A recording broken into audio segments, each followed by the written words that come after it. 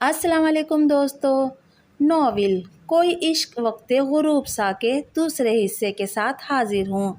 इस नॉवेल की कलमकार हैं फरजाना खरल। जबीन ज़ोहरा नज़र नहीं आ रही। अनीका ने इधर उधर निगाह दौड़ाई। पहले तो उसने मीठे चावल पकाए थे, अब पता नहीं कहाँ हैं। नफीसा को देवरानी के पूछने का अंदाज कुछ अजीब सा लगा। सारा दिन पुप्पी के कमरे में घुसी रहती है।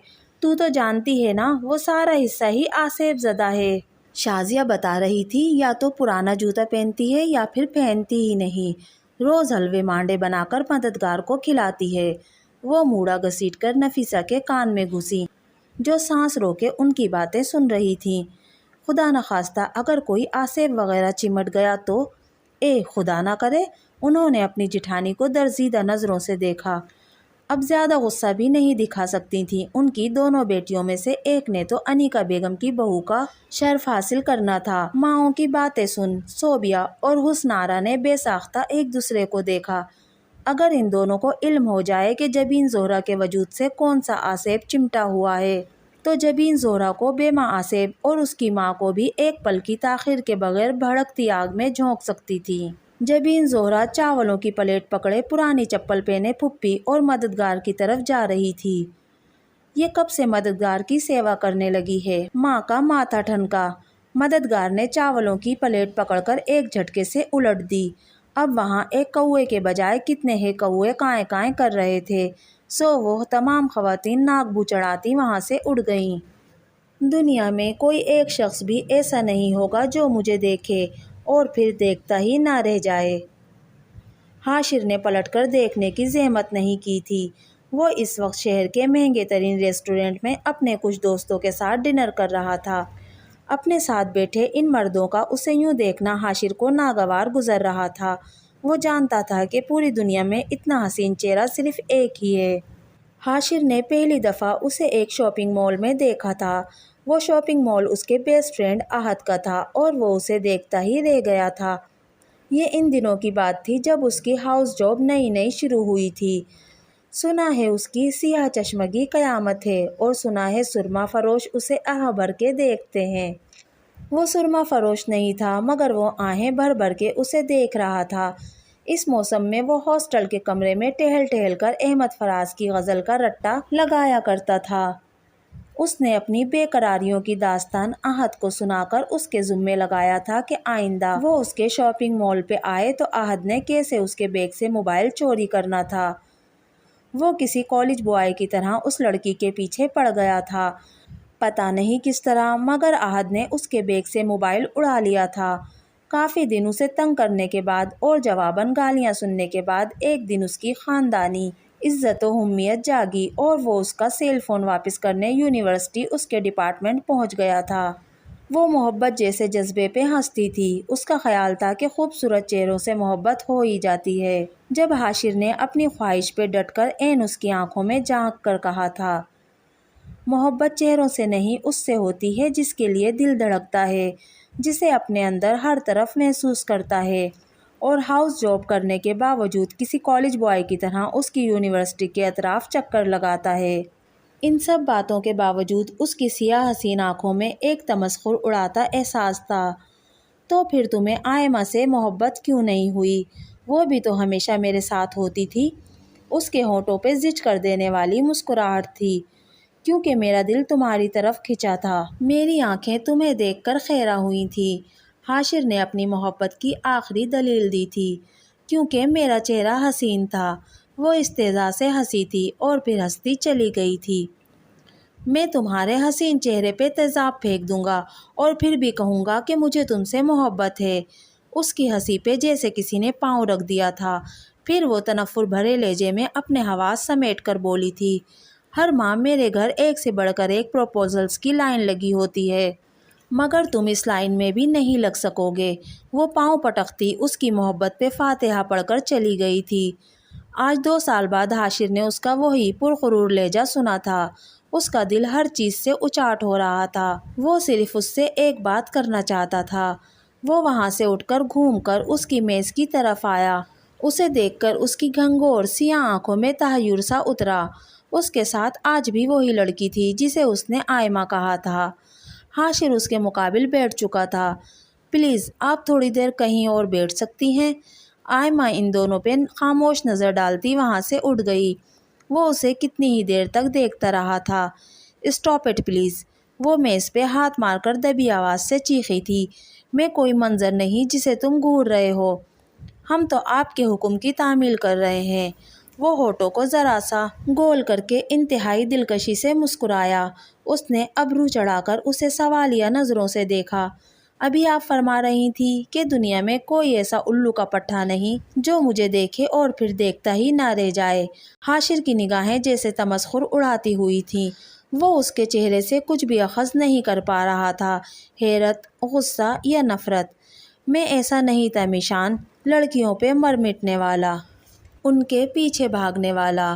اس کا گہرا بھاری ہوتا لہجہ ماحول کو گھمبیر بنا رہا تھا۔ میں صرف تمہارے پیچھے پہلی اور آخری بار خوار ہو رہا ہوں، اور میں ابھی تک اپنی بات پہ قائم ہوں۔ وہ خاموش ہو گیا تھا۔ میشان نے اس پہ ایک تیز نظر ڈالی۔ تم اپنا چہرہ بدل ڈالو یا بگاڑ ڈالو، میں پھر بھی تم سے محبت کرتا رہوں گا۔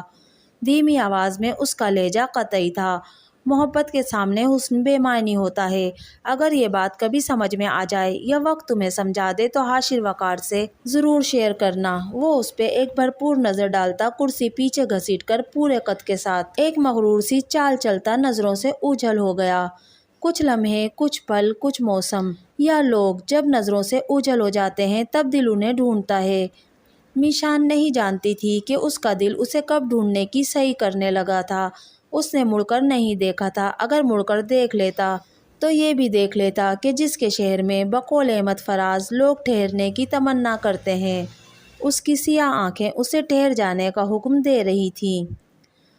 بابا بلے شاہ کے دربار سے کچھ فاصلے پر ریلوے روڈ کے دوسری جانب کئی مربعوں پہ پھیلی اراضی، باغات اور کئی ایکڑ زمین پہ گلابوں کے وسط میں بلند و بالا رہائش گاہ۔ مختار کل کی چوڑی پیشانی پہ لفظ مختار کل سونے سے کندہ تھا۔ یہ رہائش گاہ نہ صرف آس پڑوس کے علاقوں میں مشہور تھی بلکہ عین سامنے سے گزرتی ٹرین کے مسافروں کی آنکھیں بھی سونے سے کندہ مختار کل میں الجھ جاتی تھیں۔ ان میں سے جو دیندار قسم کے ہوتے وہ کانوں کو ہاتھ لگا کر استغفار پڑھتے کہ مختار کل تو خدائے واحد ہے، تو شہرت اور دولت کے دل دادا پڑھ کر اشش کر اٹھتے، واہ کیا دبنگ نام ہے! نام والا خود کیسا ہوگا یا ہے؟ نام والا حسب، نسب، ذات پات، اخلاق و کردار، نرم خو، نرم گفتار، مؤدب سب کچھ تھا۔ ہاں البتہ یہ فیصلہ مشکل تھا کہ وہ امیر زیادہ تھا کہ حسین، زبان ایسی میٹھی کہ دنیا میں کوئی دشمن نہیں تھا، زیرک نظر اور بلا کا کائیاں انسان کہ دنیا میں اس کا کوئی گہرا دوست بھی نہیں تھا۔ اس قدر خوبیوں کے مالک انسان کی کمزوری حسین سے حسین عورت بھی نہیں تھی۔ شراب اور شباب جیسی لت پہ وہ لعنت بھیجتا تھا۔ دنیا میں اس کے لیے زمین سے بڑھ کر کوئی چیز اہمیت نہیں رکھتی تھی۔ اسے جاگیر بڑھانے سے عشق تھا۔ تہمینہ مراد اس کے تایا کی اکلوتی بیٹی جو عمر میں اس سے 20 سال بڑی تھی۔ وہ بمشکل 18 سال کا ہوا تو براضی و رضا باپ کے فیصلے پہ سر جھکا دیا اور مزید 4 مربعوں کا مالک بن گیا۔ کون کہتا ہے کہ صرف لسی ہی پانی ملانے سے بڑھتی ہے؟ زمین کے ساتھ زمین ملاتے جاؤ، بڑھتی جاتی ہے۔ بظاہر پرسکون مختار کل کی بے کلی جلال خان کی ہری بھری فصلوں کو دیکھ کر بڑھ جاتی کہ وہ اس کی زمین سے سر جوڑے ہوئے تھیں۔ خان صاحب کا جواں سال بیٹا چند سال قبل قبیلے کی لڑائیوں میں قتل ہو گیا تو وہ بیوہ بیٹی کو لے کر پنجاب کے چھوٹے سے شہر قصور کے پہلو میں مستقل مقیم ہو گئے۔ کافی جاگیر خرید کر اسی کے وسط میں جدید طرز تعمیر کی حویلی ان کی عمارت کا منہ بولتا ثبوت تھی۔ ایک دن اتفاقاً ہی گاڑی میں بنت خان کو دیکھ لیا۔ کمال ہے، اس سے پہلے کیوں نہیں دیکھا؟ زندگی میں پہلی دفعہ دل کسی اور ہی طرح سے دھڑکا۔ جلال خان کو اپنی رہائش گاہ میں دعوت دی اور بنت خان پہ اپنی محبت اور حسن کا ایسا جادو چلایا کہ چند ماہ بعد ہی بنت خان طرح دار نے 4 جوان بچوں کے ابا کی زندگی میں آ کر اس کے دل کی سونی سلطنت پہ پورا قبضہ جما لیا۔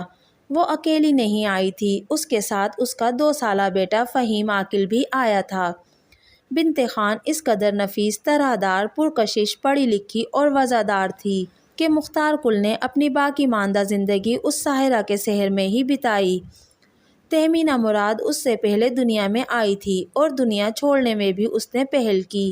1 سال اس نے سوکن کا دکھ جی کڑا کر کے سہا تھا۔ اگلے 3-4 برسوں میں ترادار نے ان کی برادری میں ہی تینوں بچوں کو پوری شان و شوکت اور دھوم دھام کے ساتھ بیاہ دیا۔ سب سے چھوٹا مددگار مجذوب یعنی اللہ لوب قسم کا تھا۔ وہ بولتا بھی تھا، ہنستا روتا بھی تھا، مگر یہ سارے کام اپنی مرضی سے کرتا تھا۔ اس دوران ترادار 2 بیٹیوں کی ماں بن چکی تھی۔ مختار کل کی حسرت تھی کہ وہ اس کے بیٹے کی ماں بنے، مگر اللہ کو یہ منظور نہیں تھا۔ شادی کے 5 سال بعد اس کی بڑی بیٹی بیوہ ہو کر واپس آ چکی تھی۔ تب اس کے بڑے بیٹے وقار کے 2 بچے حاشر وقار اور صوبیہ وقار اسکول جانے لگے تھے۔ اس سے چھوٹے اعتبار کی 2 بیٹیاں جبین زہرہ اور حسن آرا کی عمریں ابھی اسکول جانے کی نہیں تھیں۔ جلال خان کی وفات کے بعد ترادار خان حویلی میں قیام پذیر تھی، کیونکہ اس کا بیٹا فہیم عاقل مختار کل کے خاندان کے لیے نامحرم تھا۔ دوستو، یہ تھا ناول کوئی عشق وقت غروب سا کا دوسرا حصہ۔ آپ کو میری آج کی ویڈیو کیسی لگی مجھے کمنٹ کر کے ضرور بتائیے گا۔ اگر ویڈیو پسند آئی تو پلیز میرے چینل کو سبسکرائب کیجیے، میری ویڈیو کو لائک اور شیئر کیجیے۔ ملتے ہیں اگلی ویڈیو میں، تب تک کے لیے اللہ حافظ۔